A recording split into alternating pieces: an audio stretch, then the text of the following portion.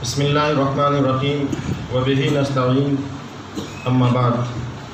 محترم حضرات، آج ہم اور آپ مفکر اسلام حضرت امیر شریعت حضرت مولانا سید محمد ولی رحمانی صاحب رحمۃ اللہ علیہ کی تعزیتی مجلس میں جمع ہوئے ہیں۔ یقیناً حضرت امیر شریعت رحمۃ اللہ علیہ ایک بڑے دور اندیش قائد تھے اور ایک صاحب بصیرت دینی پیشوا تھے۔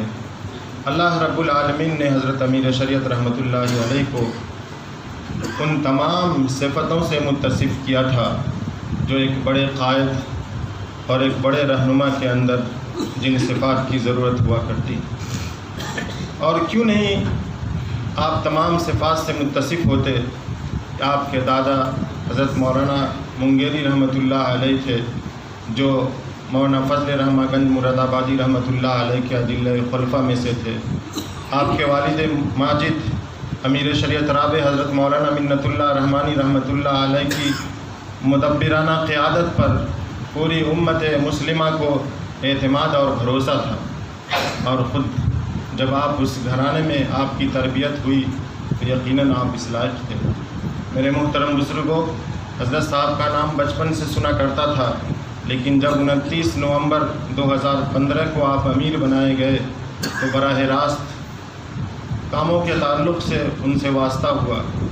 میں دارالقضا میں کام کرتا تھا، اس لیے دارالقضا کے کاموں کے تعلق سے حضرت امیر شریعت سے رابطہ ہوا کرتا تھا۔ حضرت امیر شریعت رحمۃ اللہ علیہ اپنے والد ماجد حضرت مولانا منت اللہ رحمانی رحمۃ اللہ علیہ کی طرح دارالقضا کے نظام کو بہت پھیلایا۔ امیر شریعت رابع رحمۃ اللہ علیہ جب منصب امارت پر فائز ہوئے تو دو چند دارالقضا، غالباً ایک ہی دارالقضا پھلواری شریف میں ہوا کرتا تھا، اور پھر امیر شریعت رابع نے امارت شریعہ کے پلیٹ فارم سے بہار، اڑیسہ، جھارکھنڈ میں اس کو پھیلایا، اور آل انڈیا مسلم پرسنل لا بورڈ کے پلیٹ فارم سے پورے ملک میں اس نظام کو قائم کیا۔ امیر شریعت صاحب رحمۃ اللہ علیہ نے مزید اس نظام کو وسیع سے وسیع تر بنایا۔ 5 سالہ مدت میں، امارت کی جو یہ 100 سالہ مدت ہے، اس میں یہ 5 سال کے دوران جتنے دارالقضا قائم امارت شریعہ کے پلیٹ فارم سے ہوئے وہ شاید وہ 95 سالوں میں نہیں ہو سکے۔ 5 سالوں میں 15 دارالقضا قائم ہوئے، اور 4 وہ دارالقضا ہیں جو بالکل قیام کے قریب تھے۔ حضرت کے پاس وقت نہ ہونے کی وجہ سے اس کی تاریخ کی تعین نہ ہو سکی۔ حضرت امیر شریعت دارالقضا کے نظام کو فعال بنانے کے لیے صاف واضح لفظوں میں وہ یہ کہا کرتے تھے کہ امور قضا الگ ہے اور امور نظامت الگ ہے۔ سب سے یہ کہا کرتے تھے کہ قاضی با اختیار ہوگا امور قضا میں، کوئی مداخلت کسی کی نہیں ہوگی۔ مجھے یاد ہے کہ وہ عظیم قائد ایک مرتبہ کسی سند نکاح کے تعلق سے انہوں نے فون کیا، جو غالباً ان کے کسی عزیز ڈاکٹر حامد صاحب کا معاملہ تھا۔ خود حضرت امیر شریعت نے نکاح پڑھایا تھا۔ یہ کہا کہ آپ ضابطے کی کارروائی کریں گے، کوئی رعایت نہیں کریں گے، میری درخواست صرف یہ ہے کہ آپ اگر آج ہو سکے تو آج دے دیں گے۔ ایک مرتبہ ایک صاحب نے یہ حضرت سے فرمایا کہ آپ نے میرا نکاح پڑھایا ہے، مجھے سند نکاح کی ضرورت ہے، اور کچھ ہی دن پہلے آپ امیر منتخب ہوئے تھے۔ ایک صاحب امارت شریعہ کے ذمہ دار وہاں تشریف فرما تھے، انہوں نے کہا کہ ہاں مل جائے گا، آپ نے پڑھایا ہے، کوئی چیز کی ضرورت نہیں ہے۔ لیکن وہاں پہ مولانا سہیل اختر قاسمی نائب قاضی امارت شریعہ بھی موجود تھے۔ انہوں نے حضرت سے کہا کہ حضرت یہ ضابطے ہیں، اور اس کے بعد ہی ان کو سند نکاح امارت شریعہ کے دارالقضا سے دیا جائے گا۔ حضرت امیر شریعت رحمۃ اللہ علیہ نے جو جواب دیا وہ ہم سب کو سننا چاہیے۔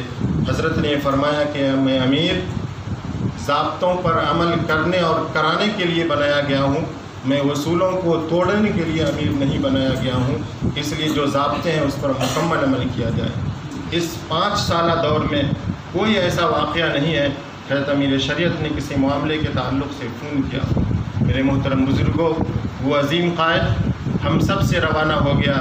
آپ حضرت مولانا ابو المحاسن محمد سجاد رحمۃ اللہ علیہ کی جو فکر تھی، اس فکر کے بڑے امین تھے، اور یہ اگر کہا جائے تو امیر شریعت صاحب رحمۃ اللہ علیہ کی زندگی کا ہر لمحہ امیر مولانا ابو المحاسن سجاد کی فکر کی تبلیغ میں گزرا تو یقیناً یہ مبالغہ نہیں ہوگا۔